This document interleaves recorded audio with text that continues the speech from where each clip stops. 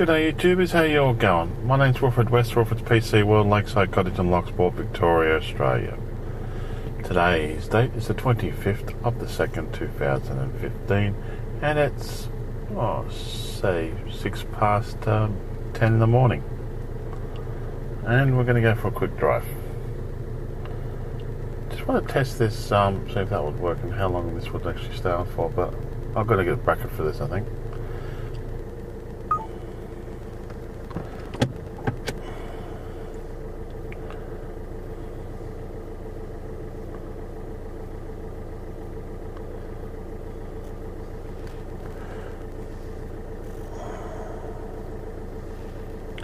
Okay.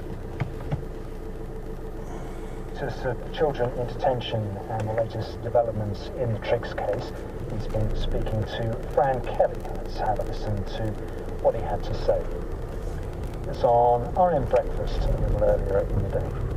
The circumstances raised in the report by Professor Triggs reflected a point in time that it really was chaos within the system, and that was what Labor presided over. And this is the simple fact in relation to this matter. As we reduce the numbers in held detention, which we do every day, we are processing people as quickly as possible. But we have a caseload still of 30,000 people to deal with. Now, nobody would suggest that allowing people into our community without security checks would be possible, and it's not something that I'm going to preside over. There are difficulties in some cases where I would want to release children into the community, but there is an adverse security assessment against one or both of the adults in the family. It may be that we've approached the families, made an offer for mum and the children to go into the community, but that has been rejected by the family unit, and I respect that. That's a decision for the family. But there are some circumstances where some of these adults will not be permitted into the community because of security or other risks. That is the issue that we manage, and it becomes more and more difficult as this number becomes lower. But bear in mind that when Labor came to power in 2007, there were no children in detention. I understand it, and I think we've all followed that debate a lot on this program. But if the votes start again, these detention centres will fill up again, and that would be a tragedy that we are not going to preside over. You mentioned the Human Rights Commission President Gillian Triggs earlier.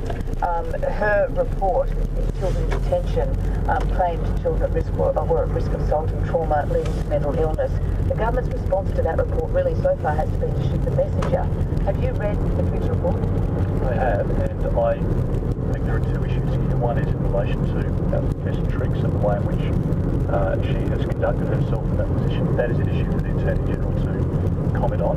I'm more concerned in relation to my portfolio about those allegations which touch my area of responsibility, and that is in relation to children in detention specifically. That's the issue that I've canvassed with you this morning. I'm determined wherever possible to reduce the number of children within detention. But I just make the point that we are coming to some very, very difficult cases, and we would want to provide support to get those children out into the community. We do it on a regular basis now. I think we have a lot more that we can achieve, and there is a lot more that I can do in the system to try and keep kids, young girls, young boys safe. I'll make this point. Can I just interrupt there, because that was exactly the point some of your colleagues apparently were making in the party room yesterday. I'm sure you were present when they were urging the Prime Minister to take a less combative approach to Gillian Triggs and her position at the Commission, rather instead focus on Gillian Triggs and her position at the Commission, rather instead focus on that story you're telling us there about the government getting children out of detention. Is that good advice to the PM? Well, again, I don't comment on party room discussions, Fran, but I can tell you that the mood of the party room was one of overwhelming support for the Prime Minister when he stated the government's position in relation to this issue. There has been reasonable criticism levelled at Professor Triggs, but as I say, that is an issue for the Attorney General. My concern is to make sure that we provide a safe environment for people, both adults and children, until we can process their claims. If they are refugees, we can make the appropriate arrangements. If they are not, then we need to provide a quick pathway back to their country of origin. At the same time, I need to make sure that we do not allow the boats to start up again, and all of the intelligence tells us that the people smugglers are out there touting for more business, and I will not allow that trade to restart. Labor has asked the federal police to investigate claims that the government tried to get Gillian Triggs to quit her post by offering her another job. What's your response to that? Well, this would be the first time that Mark Davis has played politics on these issues.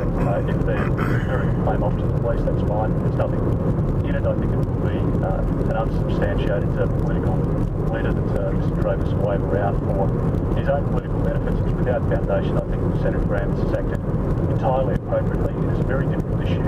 The government has responded appropriately, and in particular to point out that under Labor there were 2,000 children in detention. The number is now getting much closer to less than 100. The Immigration Minister conducted with Frank Kelly on breakfast. We're live in the House of Representatives, and this is the division on the second reading of the government's higher education and research reform. Just while they're adding up the numbers, we'll squeeze in a few details about the wide-ranging review of the nation's $150 million welfare system, whose commissions were published back in 2013. Asking Patrick McClure, who used to head Mission Australia, to find ways to save money and encourage more people to return to work. So what did the review find? Well, among other things, it's recommended creating a supported living pension for those assessed as having work capacity of less than 8 hours a week or expected to have the same limited capacity for another 5 years. It recommended that a person's eligibility for the supported living pension be based not on the permanence of their impairment, but instead on how long they would be limited in their capacity to work.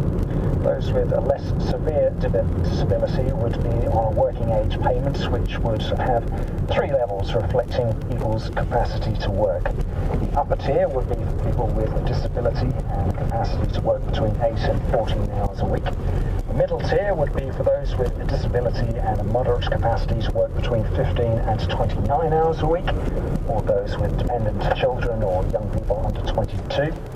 Could be exposed to extremely high rates of penalty tax in circumstances where they made an innocent and inadvertent mistake in the amount that they contributed to superannuation. As you know, Mr Deputy Speaker, there are limits on the amount that any Australian can contribute to superannuation so as to enjoy the benefits of concessional treatment.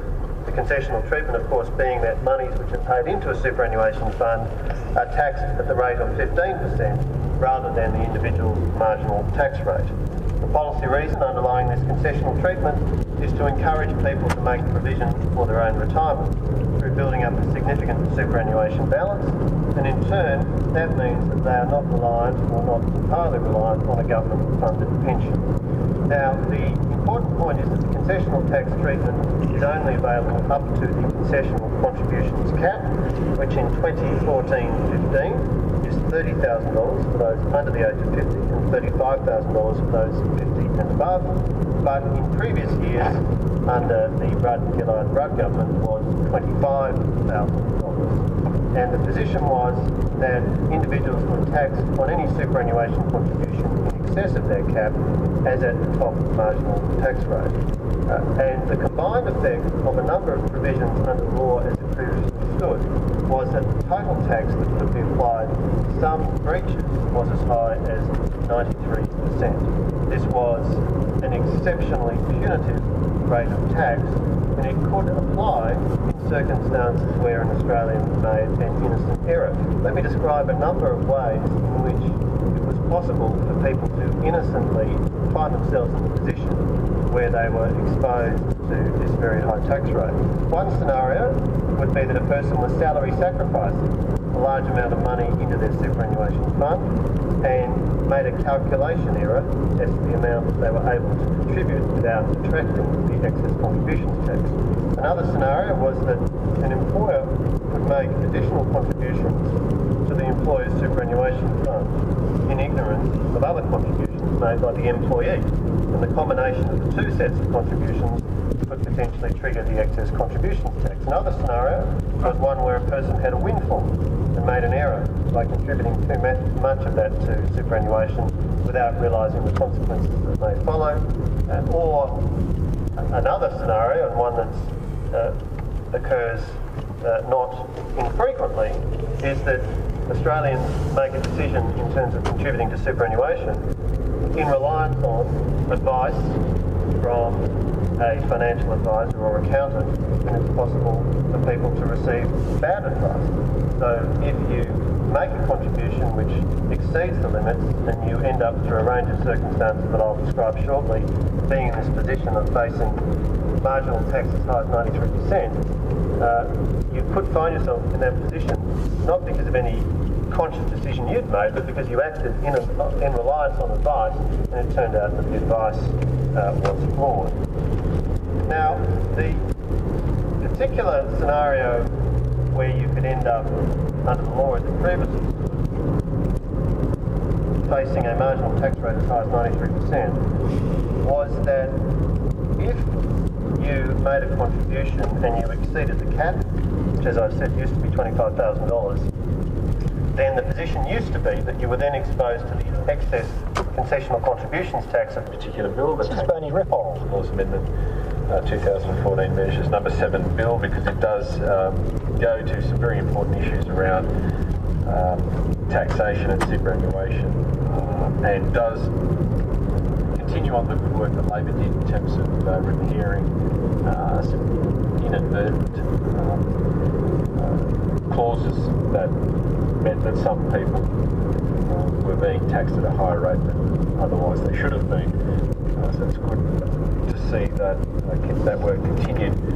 While I won't deal with every schedule in the bill, there are a number that are very important, but it also gives me an opportunity to talk about the importance of superannuation, and not only the government's record on superannuation, but also Labor's record on superannuation. And it is curious for me, and I suspect for many other people, to see that the Abode government is so concerned, as you might hear in some speeches, about fairness in superannuation and how unfair some elements might have been for certain individuals. But the reality is starkly different. The reality is that the Abode government, in opposition, has always fought against superannuation and any increases for ordinary people to see their life savings grow larger and become more independent in retirement, but also have taken a number of measures in government to ensure that that is the case, that people are disadvantaged, direct positive disadvantage, and you couldn't go beyond the superannuation guarantee to see that more starkly.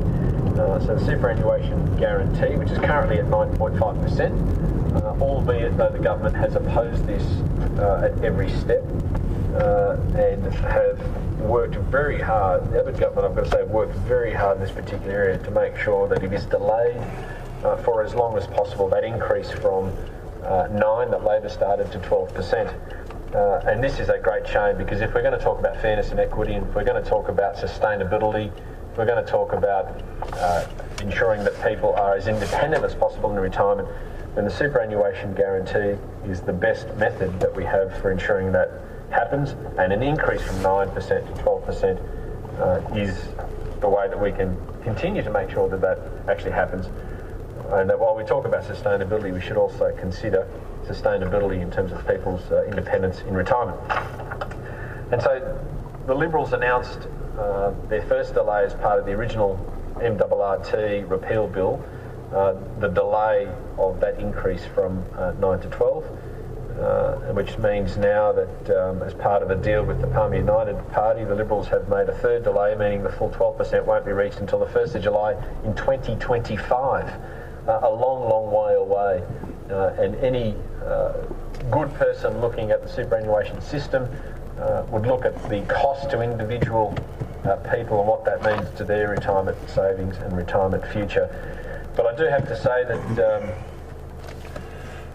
My name's Wilfred West, Wilfred's PC, World Lakeside Cottage in Locksport, Victoria, Australia, signing off. Thank you for watching my videos, and all comments are welcome. You all have a great day now.